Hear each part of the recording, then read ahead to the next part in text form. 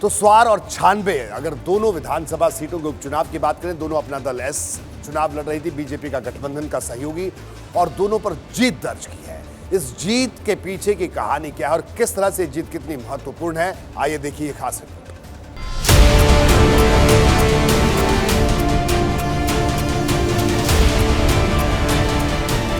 जिस रामपुर पर समाजवादी पार्टी को हमेशा नाज रहा है, जहां की सियासत में समाजवादी पार्टी के नेता आजम खान का एक छत्र राज माना जाता रहा, उसी रामपुर जिले में अब आजम के सियासी रसूख का सूरज लगभग अस्त हो चुका है।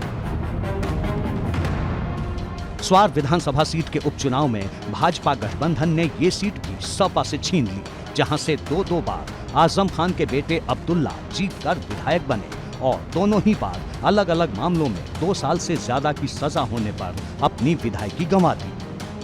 देखिए, जश्न का मौका है। जहां तक गढ़ की बात आपने कही, तो गढ़ को गढ़ने का काम तो मतदाता ही करता है, और गढ़ तो तब तक ही गढ़ा हुआ रहता है जब तक मतदाता के मन में आप रहते हो। लेकिन जनता के विश्वास पे यदि आप खरा नहीं उतरेंगे तो वो गढ़ बिगड़ने में भी समय नहीं लगता है। रामपुर स्वार में मैं गई हूँ, मेरे पार्टी के कार्यकर्ता निरंतर लगे रहे, भारतीय जनता पार्टी के नेता कार्यकर्ता भी निरंतर वहाँ मेहनत करते रहे, और वहाँ जो हमने लोगों की एक जन भावना को महसूस किया कि उनके मन में ये भाव था कि जिसको भी हम अभी तक वोट करते आए हैं, उनको वोट देने से हमारे जीवन में तो कोई परिवर्तन नहीं हुआ। स्वार जितना पिछड़ा था उतना ही पिछड़ा है। उसी स्वार में एक बार फिर आजम खान की रणनीति धड़ाम हो गई। जीत के लिए आजम खान ने यहाँ हिंदू कार्ड चला था, इस मुस्लिम बहुल सीट पर अनुराधा चौहान को उम्मीदवार बनाया था, लेकिन आजम खान का ये दांव काम नहीं आया। आज देश आगे बढ़ रहा है, उत्तर प्रदेश आगे बढ़ रहा है, कहाँ इकोनॉमी जा रही है, कितनी बड़ी बड़ी परियोजनाओं का अलग अलग जिलों में लाभ पहुंच रहा है, आखिर हमारे विधानसभा तक क्यों नहीं पहुंचा, कैसे पहुंचेगा? तो शायद हमें परिवर्तन करना चाहिए, और स्वार की जनता ने परिवर्तन किया। एनडीए गठबंधन पे आज उत्तर प्रदेश की जनता को भरोसा है, समाज के हर वर्ग को भरोसा है, और आप देखिए कि हमारे गठबंधन के प्रत्याशी शफीक अहमद अंसारी पर लोगों ने भरोसा किया, और ये हमारे पहले अल्पसंख्यक समाज के विधायक हैं एनडीए के, जो उत्तर प्रदेश के सदन में पहुंच रहे हैं। यहाँ भाजपा गठबंधन के अपना दल एस की रणनीति कारगर रही। पार्टी ने 2022 की तरह दोबारा उपचुनाव में भी मुस्लिम उम्मीदवार उतारा था। पार्टी के उम्मीदवार शफीक अहमद अंसारी पसमानदा समाज से आते हैं, और ये दांव पूरी तरह कामयाब रहा। स्वार की जनता को बहुत बहुत मैं आभार व्यक्त करता हूं।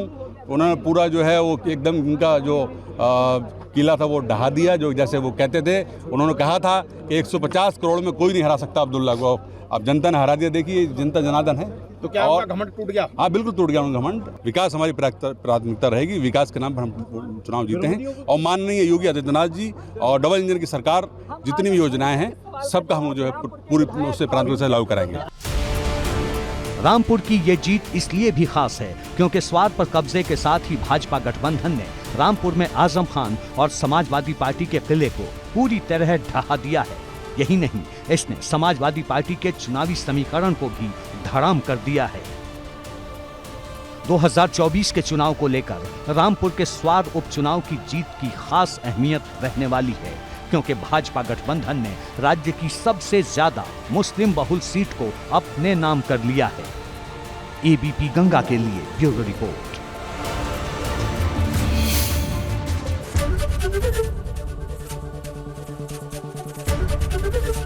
एबीपी गंगा, खबर आपकी, जुबान आपकी।